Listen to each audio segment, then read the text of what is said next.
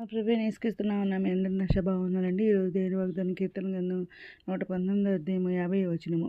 నీ వాక్యం నన్ను బ్రతికించి ఉన్నది, నా పాదల్లో ఇదే నాకు నెమ్మది కలిగించున్నది అనే వాగ్దానం ఇచ్చింది. పరిశుద్ధాత్మ అర్ధరాత్రి లేచి ప్రార్థన చేసి వేస్తులు చెల్లించి మళ్ళీ ప్రార్థన చేసి దేవుడిని అన్నప్పుడు దేవుడి వాగ్దానం చేయించారు. వెంటనే షాడోస్ పెట్టినట్టు నిజమైన ప్రతిదినము కూడా మనకి దేవుడు ప్రతిదినం వాగ్దానం ఇచ్చి మనల్ని బలపరుస్తున్నారు. నూతనమైన వాగ్దానం ఇచ్చి నూతనమైన బలవంతం మనం తృప్తిపరుస్తున్న దేవునికి కోట్ల చెల్లించుకున్నాం. మనం మరి దేవరాత్రి ప్రార్థన చేస్తున్నాం, అర్ధరాత్రి ప్రార్థన చేస్తున్నాం, ఉదయకాల సాయంత్రం ప్రార్థన చేస్తున్నాం, మరి శుద్ధియోగం చేస్తున్నాం, ధర్మశాస్త్రాన్ని అయితే ధ్యానిస్తున్నాం. మరి నేనైతే పూర్తిగా రాసేసానండి బైబిల్ని. మరి కొత్త నిబంధన 18 మొత్తం రాస్తాను అనమాట. ఆ విధంగా చేస్తున్నాం కాబట్టి ఆయన వాక్యం మనం బ్రతికిస్తుంది అనమాట. మన బాధల్లో మనకు నెమ్మది కలిగిస్తుంది అనమాట. ధైర్యం వహించమంటున్నారు. మీరు చెట్టుకి మీతో కూడా ఉన్నాను అంటున్నారు అనమాట. గ్రహింపులేని గొప్ప కార్యం చేస్తారంటున్నారు అనమాట. ఏ ఒక్కరు కనిపెట్టుకుని ఉండమంటున్నారు. ధైర్యం తెచ్చుకొని ఉదయాన్ని నిబ్రంగా ఉంచుకోమంటున్నారు అనమాట. ఏ తన ప్రజలకు బలంగా అనుగ్రహించి దేవుడు అనమాట. ఏ తన ప్రజలకు సమాధానం కలిగజేసి దేవుడు అనమాట. మన దాకా చోటు ఆయనే అనమాట. మన శ్రమలో ఆయన మనల్ని రక్షించే దేవుడు అనమాట. విమోచన కాలంతో మనల్ని ఆవరించే దేవుడు అనమాట. ఏవో నమ్మిక ఉంచమని కృప ఆవరిస్తుంది అనమాట. నీతివంతులు కనుక అవతల అనేక అన్నింటిలో ఏవో విడిపిస్తారంటున్నారు అనమాట. ఉదయాన్నే ఆయన కృపతో మనం తృప్తిపరుస్తుంది అనమాట.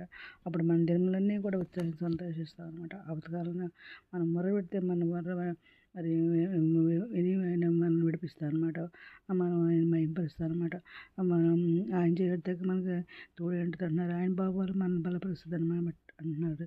మహోన్నతుడు నివసించడు, సరశక్తిని నివసించేవారు అనమాట. మనం నీకు అపాయం రాదన్నారు. ఏ దగ్గర కూడా సమీపించున్నారు. ఎందుకంటే నన్ను ప్రేమిస్తున్నాను కాబట్టి నేను తప్పిస్తాను. నువ్వు నన్ను నామం కాబట్టి నన్ను కనిపిస్తాను అంటున్నారు అనమాట. మనుషులు నమ్మకంటే ఏవో నాశనం అనమాట. రాజులు నమ్మకంటే ఏవో నాశనం అనమాట. దేవుడు ప్రతిదినం కూడా మరి కన్నవాటిని అన్నింటినీ మనకు మరి నన్ను అందరికీ తెలియచేయమన్నారండి. అందుకని దేవుడు మరి త్వరగా రానైనాడు, వచ్చేయడానికి మందరూ సిద్ధపడున్నారు అనమాట. నిత్య జీవానికి రాజ్యానికి వారసులుగా చేసుకుంటాను అనమాట దేవుడు. ఎందుకంటే మన నరకంలో వెంటో ఆయనకి ఇష్టం లేదనమాట. ఆయన వాక్యం మనం బ్రతికిస్తుంది అనమాట. ఆయన నమ్మకుంటే తప్పకుండా మరి మన నిత్యవానికి వారసులుగా చేసుకుని మంది అనమాట. మనకి అపాయం రాదు. నిన్ను కాపాడవాడు కొనుక్కొని నిద్రపడు అనమాట.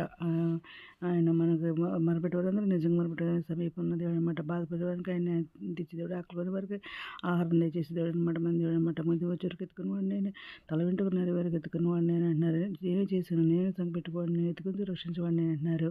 జరిగైతే నేను తృప్తిపడుతున్న రక్షణ చూపిస్తానని చెప్పేసి ఏదైనా మాట్లాడండి. ఏదైనా ఒక మంది చెప్తున్నారని కోరుకుంటూ ఈరోజు మనం ప్రార్థన చేసుకుందాం. మౌనతలో సరస్వతి మందిరం నీకు ఘనమైన నమ్మకం తీసుకొస్తున్నా తండ్రి. నమ్మకం ప్రపంచాన్ని ప్రతి ఒక్క బిడ్డని పేరు జ్ఞానం చేసుకోండి. ప్రతి ఒక్క బిడ్డ అవసరం తెచ్చండి, అక్కడ కోరికలు తెచ్చండి. వీళ్ళు మంచిగా గీయండి.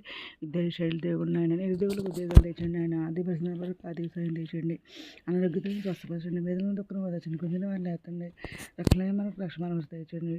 మీ తరపునే మీ శరీరం మీద చదివిన కృప చూపని ఎత్తపడి భాగం తెచ్చమని మా ప్రభు పిలుచుండి యేసుక్రీస్తు పరిశుద్ధమైన నామమున అడిగి ప్రార్థిస్తున్నాం ప్రభు తండ్రి. ఆమేన్. మీ అందిన ప్రార్థనలో మా కుటుంబాన్ని కూడా జ్ఞాపకం చేసుకోమని మనం చేసుకుంటున్నానండి. ప్రభు సేవలో మీ సహోదరి గాడ్ బ్లెస్ యు.